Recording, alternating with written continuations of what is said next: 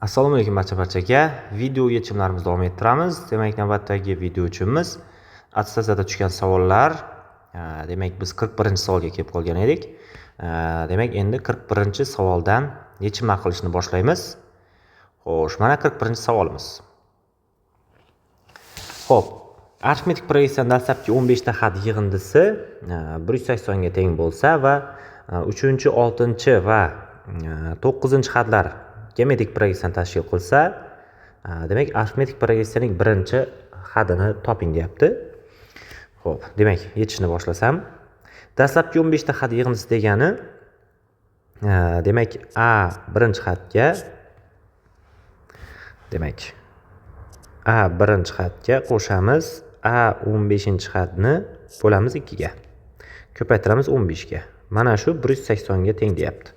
Xo'p, bundan demak, xulosa mana bu 15 va 180 ni qisqartirib bo'lsak, bu joyda 12 qoladi. 2 ga ko'paytirib yuborsam, demak, kelib chiqadi A1 va A5, ya'ni 15. Birinchi va 15-xatlar yig'indisi demak 24 ga teng ekanligi kelib chiqadi. Mana buni bilib oldik. Endi bizda aytayapti 3-chi, 6-chi va 9-chi xatlari geometrik progressiya deyapti. Demak, A3, A6 va A9larimiz geometrik progressiya. Geometrik progressiya xossasiga ko'ra, demak, o'rta xatning kvadrati ikkita chetki xat ko'paytmasiga teng bo'lishi kerak. Ya'ni A6 ning kvadrati A3 va A9 ko'paytmasiga teng bo'lishi kerak. Bu yerda nima kelib chiqadi? A6 deganimiz bizda A1 plus 5 ta D ga teng. A3chi A1 plus 2 ta D ga teng. A9chi A1 plus 8 ta D ga teng. Xo'p, buni kvadrati. Demak, buni kvadratga oshirib oladigan bo'lsam, A1 ning kvadrati plus 10 ta A1 D plus 25 ta D ning kvadrati bo'ladi. Teng, bu tarafni ko'paytiradigan bo'lsam, A1 ning kvadrati plus, demak, bu ikkalasi ko'paytmasi 8 ta A1 D ni beradi. Bu ikkalasining ko'paytmasi 2 ta A1 D ni beradi. Plus, demak, 16 ta D ning kvadrati kelib chiqadi. Bu joydan A1 kvadratlar qisqaradi. 10 AD, ya'ni A1 D va mana bular ham qisqaradi. 16 ta, demak, D kvadratni chap tarafga o'ttirsam, bu yerdan kelib chiqadi ekan, ya'ni D 0 ga teng ekanligi. Demak, D teng 0 bo'ladigan bo'lsa, bu arifmetik progressiyamizda barcha xatlar teng bo'lib qolar ekan. Ya'ni birinchi xati ham, ikkinchi xati ham, uchinchi xat ham barchasi teng bo'lib qolar ekan, D teng 0 bo'lgan paytda. Xo'p, endi bizga birinchi xat kerak. Mana bu nimani beradi bizga? Bu bizga 2 ta A8 xatni beradi. Bu 24 ga teng. Xo'p, bu yerdan A8 kelib chiqadi ekan, 12 ekanligi. Demak, bu ham A1 ga teng. Sababi barcha xatlar teng bo'lib qoladi. Nimaga? D teng 0 bo'lib qolibdi. Demak, bizda birinchi xati ham o'sha 12 ga teng bo'lar ekan. Davom etamiz. Keyingi 42-savolimiz. Xo'sh. ABCD A1 B1 C1 D1 kub, demak, F nuqta B1 ning yarmiga teng deyapti. AF kesmamiz 4 ildiz osti 6 ga teng bo'lsa, kub yon sirtini toping deyapti. Xo'p, A bilan F ni tutashtirib yuboraman. Mana shu bizda 4 ildiz osti 6 ga teng. Xo'p, bu tomonni A deb oladigan bo'lsam yoki mana bu yarmini A deb oladigan bo'lsam, butuni 2 ta ga teng bo'ladi. Bu yer perpendikulyar. Xo'p, Pifagor teoremasini yozib yuboramiz. Ya'ni FAB to'rtburchak uchburchak uchun 4 ildiz ostida 6 ning kvadrati teng bo'lishi kerak A kvadrat plus, demak, 2 ta A kvadratga. 4 ta. 4 ta A ning kvadratiga. Buni kvadratga oshiradigan bo'lsam, 16 ko'paytiruv 6 bo'ladi. Bu tarafda 5 ta A ning kvadrati keladi. Demak, bu joydan A kvadrat topadigan bo'lsak, 96 taqsim 5 ga teng bo'ladi. Endi bizdan yon sirti deyapti. Yon sirti nimaga teng? Xo'p, S yon sirtimiz perimetr, ya'ni asos perimetrni balandlikka ko'paytirishimiz kerak. Bu yon sirtni beradi. Asos perimetri barcha tomonlari 2 ga teng bo'ladigan bo'lsa, jami 8 ta A bo'ladi. perimetrimiz. Balandligimizchi, balandligimiz ham 2 ta A ga teng. Sababi bu kub. Demak, jami 16 A ning kvadrati kelib chiqar ekan. Demak, bu degani 16 ko'paytiruv 96 taqsim 5 degani. Xo'p, 16 ni 96 ga ko'paytirib 5 ga bo'ladigan bo'lsak, bu bizda demak 307,2 ga teng bo'ladi. Mana ko'rsatilgandek, bu demak A javobda ekan. Davom etamiz. 43-savolga o'tamiz. Mana 43-savol. Xo'p, qirrasi 4 ga teng bo'lgan muntazam tetraederning demak asosiga chizilgan deyapti. Ichki chizilgan mana shu joyda. Ichki chizilgan aylana markazi orqali yon yog'iga parallel bo'lgan tekislik bilan demak kesilgan. Hosil bo'lgan kesim yuzasini toping deyapti. Xo'p, dastlab chizma chizib bo'ladigan bo'lsam, tetraeder bilamiz. Barcha qirrasi teng bo'lgan piramida. Mana chizib oldim tetraederni. Barcha qirrasi 4 ga teng. Mana bu joyda bo'lsin ichki chizilgan aylana markazi.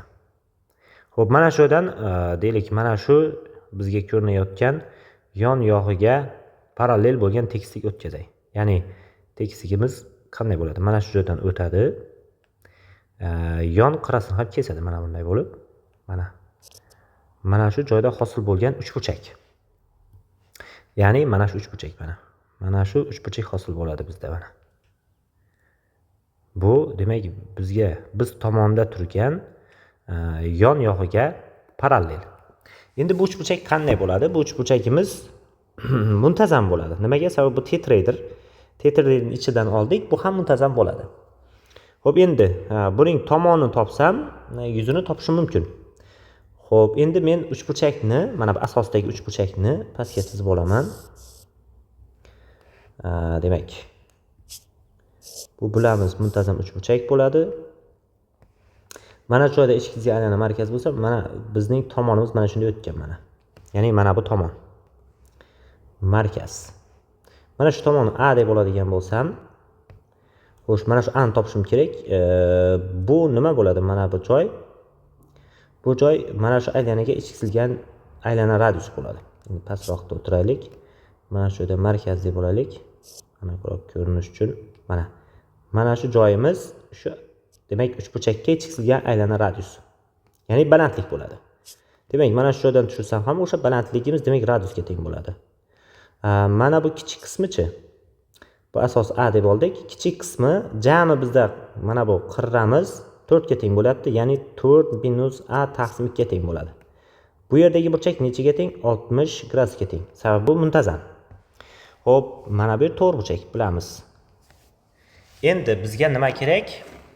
Bizga mana shu uchburchakka ichki chizilgan aylana radius kerak bo'lar ekan. Xo'p, muntazam uchburchakka ichki chizilgan aylana radiusi bilamiz. Demak, tomoni B deb oladigan bo'lsam, B ildiz ostida 3 taqsim 6 ga teng. Bu muntazam uchburchakka ichki chizilgan aylana radius topish formulasi. Bu joydan bilamiz B 4 ga teng bo'lyapti. Ya'ni bu 4 ildiz ostida 3 taqsim 6 bo'ladi. Ya'ni 2 ildiz ostida 3 taqsim 3 ga teng bo'lar ekan. Xo'p, endi mana bu to'rtburchak uchburchakdan foydalansak, 60 gradus katetning yopishgan katetga nisbat tangenusni beradi.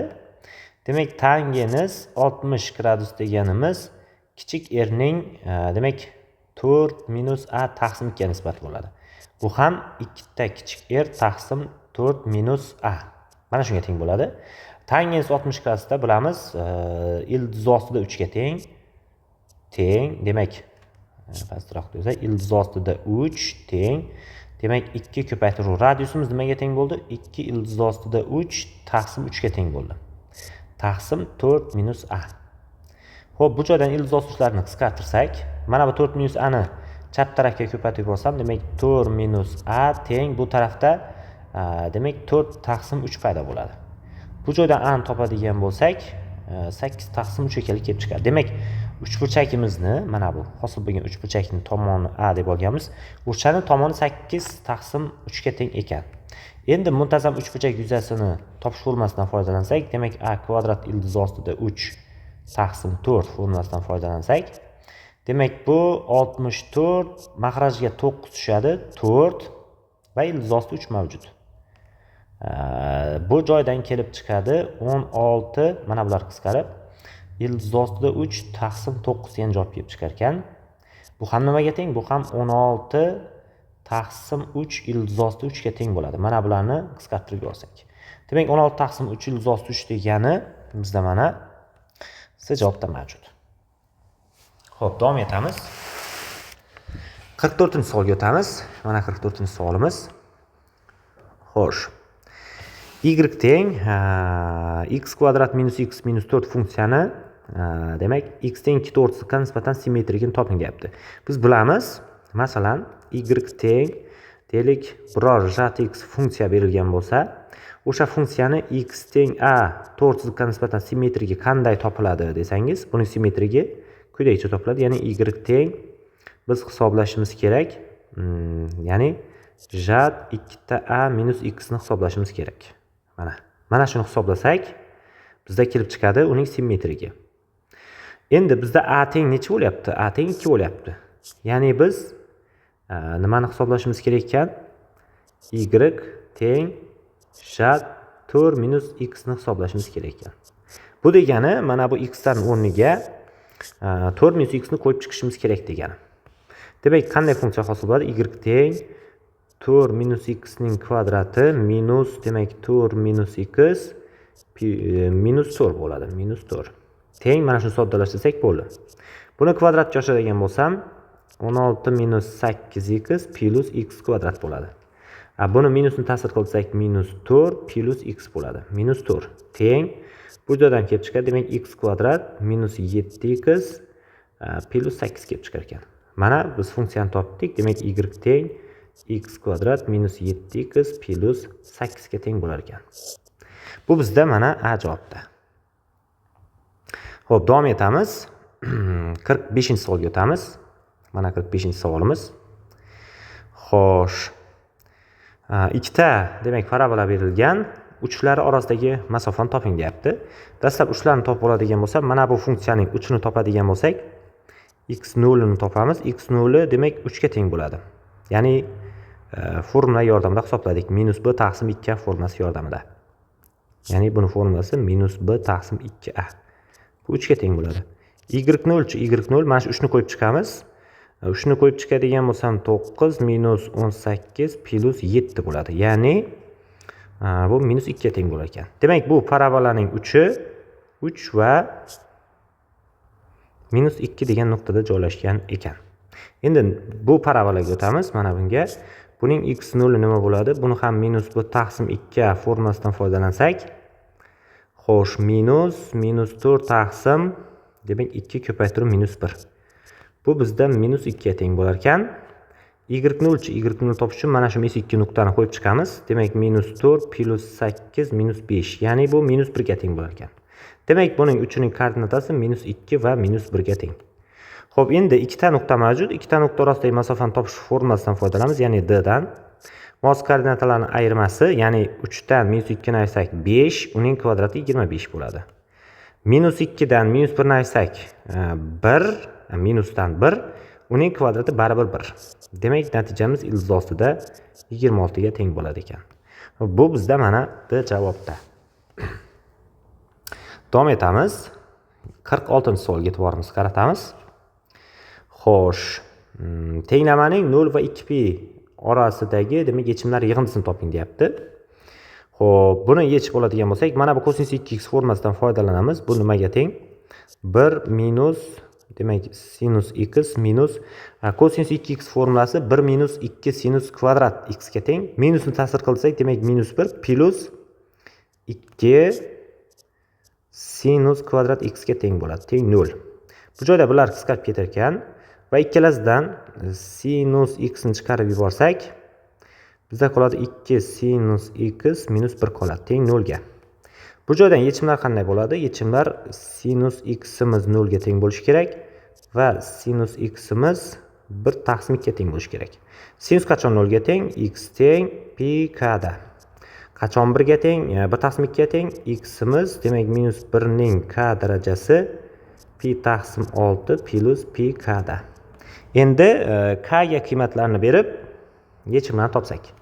Dastlab k teng 0 paytida x teng 0 bo'ladi va x teng pi taqsim 6 bo'ladi. Bu ikkalasi ham yechim.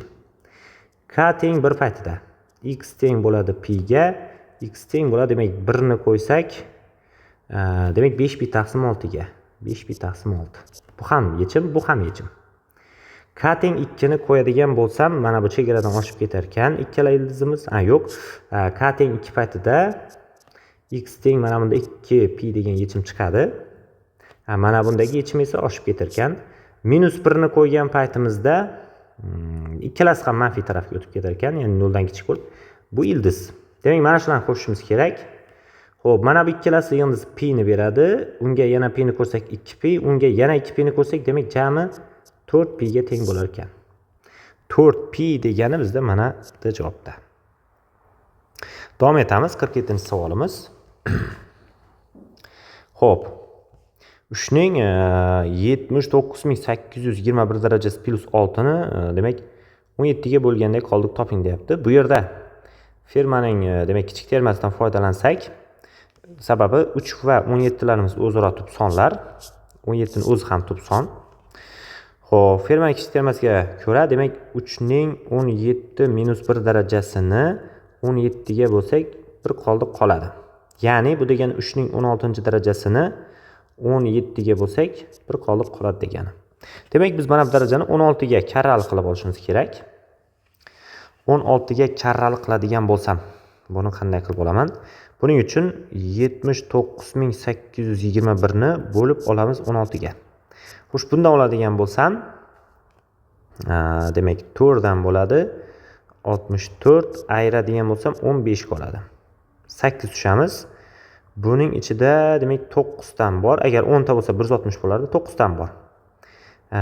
Demak 9 ni 16 ga ko'paytiradigan bo'lsak 144 ga teng bo'ladi. Ayirmasi demak 14 ga teng bo'ladi. 8 ni ham tushdik. Endi 2 ni tushamiz.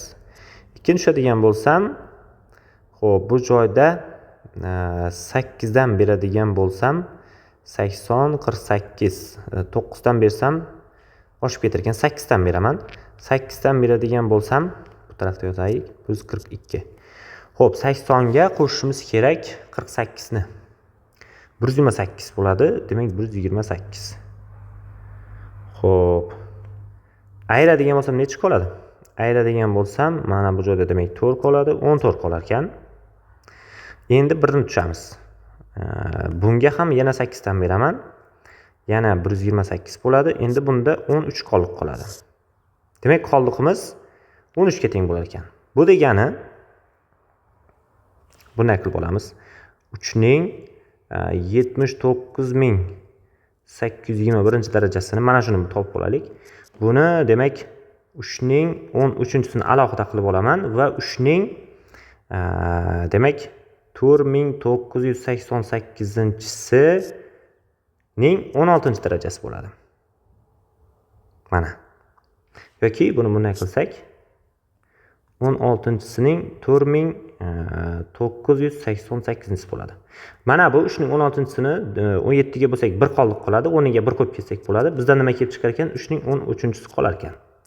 Endi mana shu 3 ning 13-sini 17 ga bo'lgandagi qoldiqni topish kerak. Endi bu demak ferma kichik termasidan foydalanmaymiz. Buni bu quyidagicha yozib olamiz. Xo'sh, 3 ning 13-sini quyidagicha yozib olsam, 3 ning demak o'zi va 3 ning kubining 4-darajasi qilib olaman. Sababi 12 ni beradi. Uni 3 ga ko'paytirsak, demak 13-darajasini beradi. Ya'ni 3 ko'paytirib bu 27 ning 4-si degani. Bu ham demak 3 ko'paytirib 27 ni 17 ga bo'lsak 10 qoladi. Demak bu 10 ning 4-si degani. Bu ham nimaga teng? Bu ham 30 mingga teng degani. Endi mana shu 30 mingni demak 17 ga bo'lishimiz kerak yoki buni ham soddroq qilsak teng. Demak 3 ko'paytirib buni demak 100 ning kvadrati qilib olaman. Xo'p, endi 100 ni 17 ga bo'lib olishim kerak. 100 ni bo'lamiz 17 ga. 5 dan bersam, 6 dan bersam oshib ketilgan, 5 dan beraman. Bu 85 ga teng bo'ladi. Aytsam 15 qoladi. Demak, bu 3 ko'paytirib 15 ning kvadrat degani. Ya'ni qoldiqimiz 15 ga teng bo'ldi.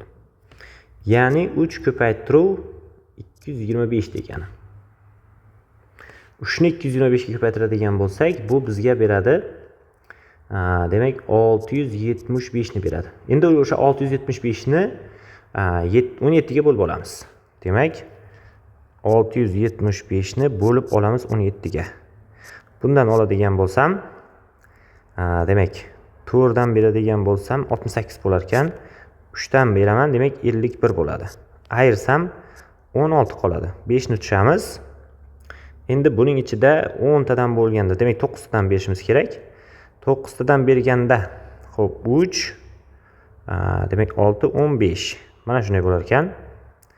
Ya'ni 17 ni 9 ga ko'paytsak. Buni ayirsak necha qoladi? 12 qolar ekan.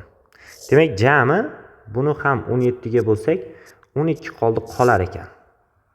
Endi bizda mana buni bo'ldik hali. Mana buni 17 ga bo'lsak, 12 qoldi. Unga nechini qo'shamiz? 6 ni. Demak, bizda necha hosil bo'ladi? 18 hosil bo'ladi. 18 ni 17 ga bo'lsak, demak qoldiqimiz 1 ga teng bo'lish kerak ekan. Bu misolimizni ham kalkulyatlarda kamchiliklar mavjud ekan. Demak, qoldiqimiz 1 ga teng. Xo'p, tushunarli bo'ldi degan umiddaman. Davom etamiz. Keyingi savolimiz. Buni chutib tashlayman. 48-savol. Xo'sh, asosining tomonlari 16, 24 va santimetr bo'lgan parallelopipedning ichiga oz miqdorda suv quyilgan. Demak, oz miqdorda suv quyilgan mana shu parallelopiped ichiga. Xo'sh, parallelopiped ichiga demak qirrasi uzunligi 12 cm ga teng bo'lgan, demak kub asosiga tegadigan qilib botirildi. Natijada suvning sathi demak kub yarmigacha ko'tarilgan bo'lsa, suvning dastlabki sathi necha deyapti. Demak, bu kub parallelopiped ichida suv mavjud edi. Unga mana bu demak qirrasi 12 cm bo'lgan kubcha solindi. Solingandan keyin suv sathi mana bu yarmigacha keldi. Yarmigacha kelgan bo'lsa, uning dastlabki demak uzunligini toping deyapti bizga. Xo'sh, qaranglar. Mana shu yarmigacha keldi. Mana shu yarmini biror x qilib olaman. Xo'p, mana shu yarmigacha bo'lgan hajm nimaga teng bo'ladi?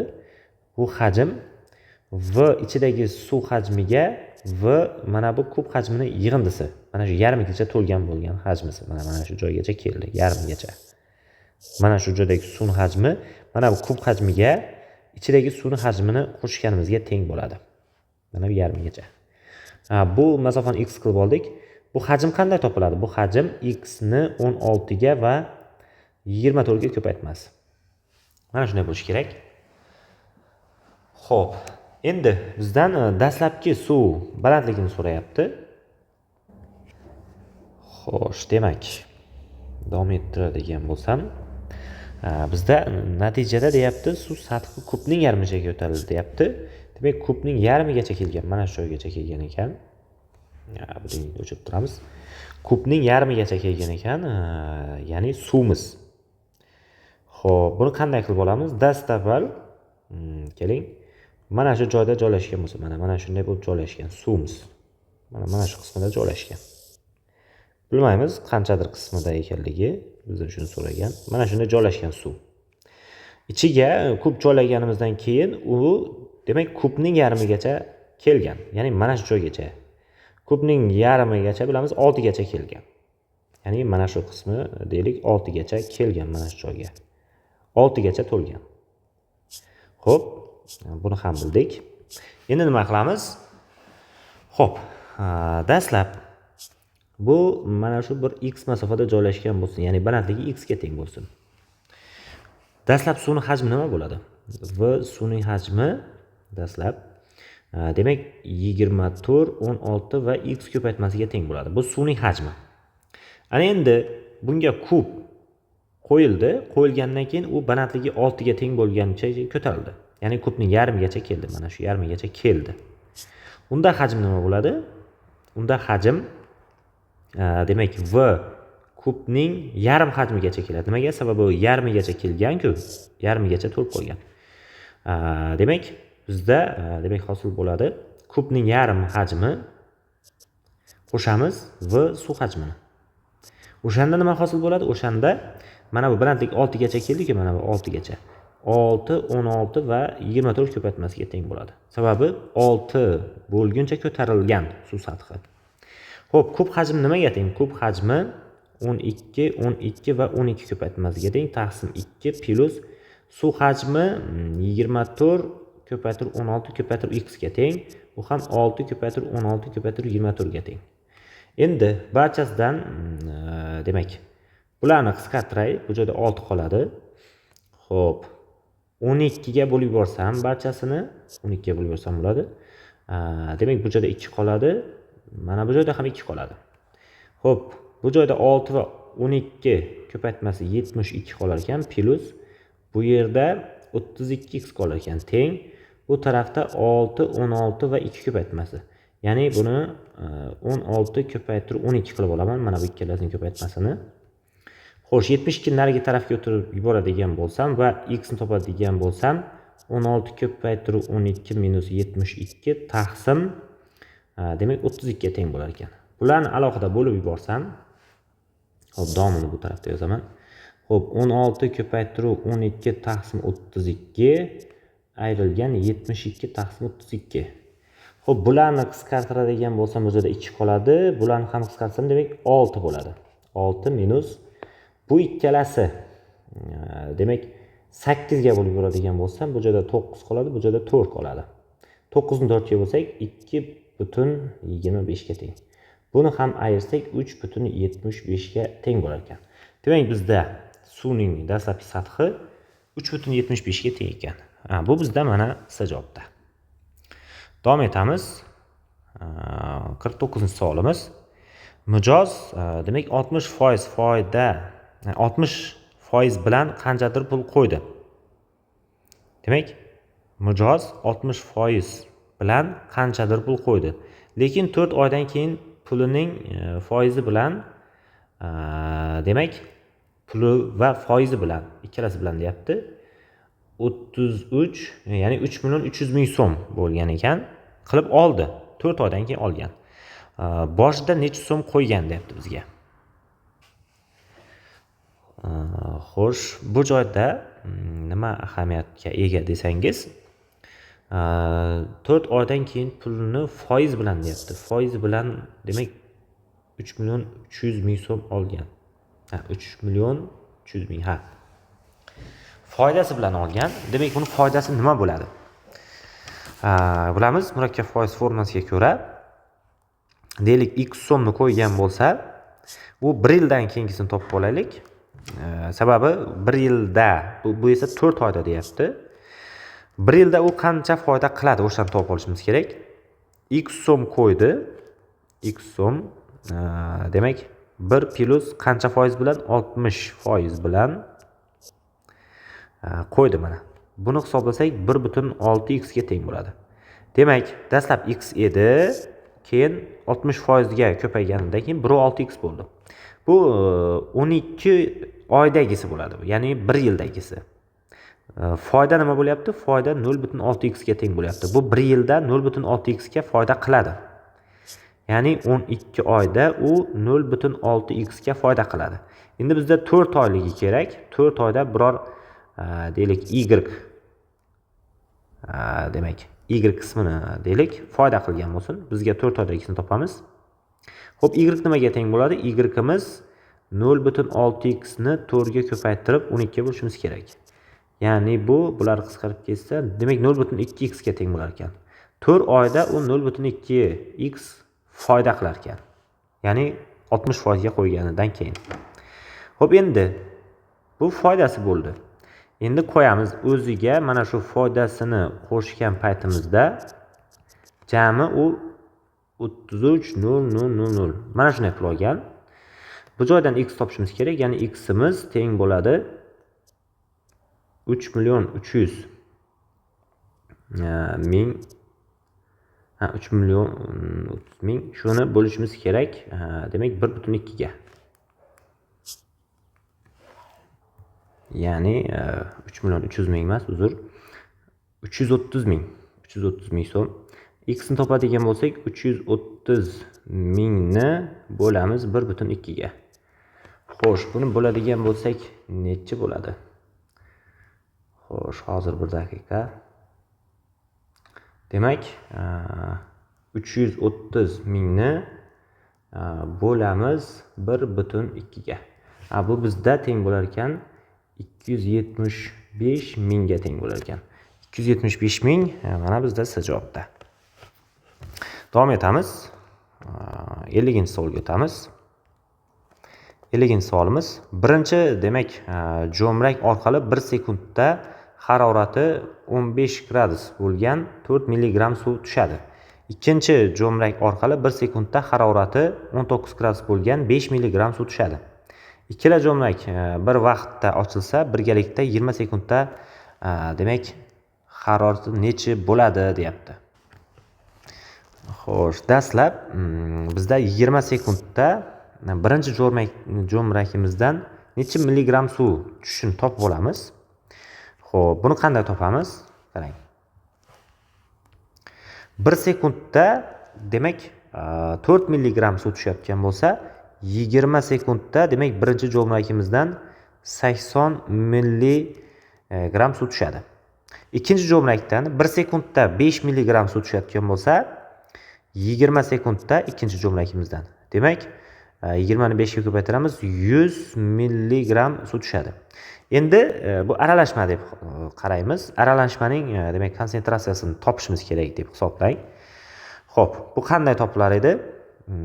Biror x deb oladigan bo'lsam, m1 demak L1 m1 plus L2 m2 taqsim m1 plus m2 aralashmaning konsentratsiyasi, ya'ni konsentratsiya formulasini topamiz.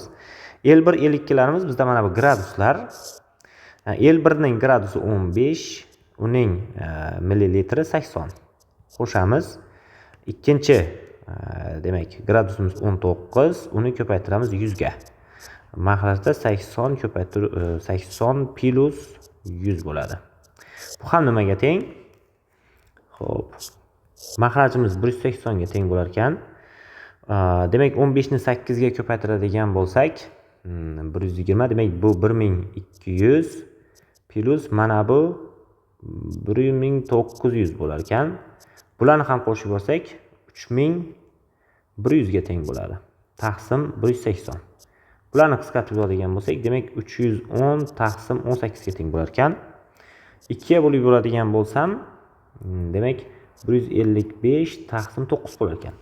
Endi buni aralash shaklda yozsak, ya'ni 155 ni bo'lamiz 9 ga.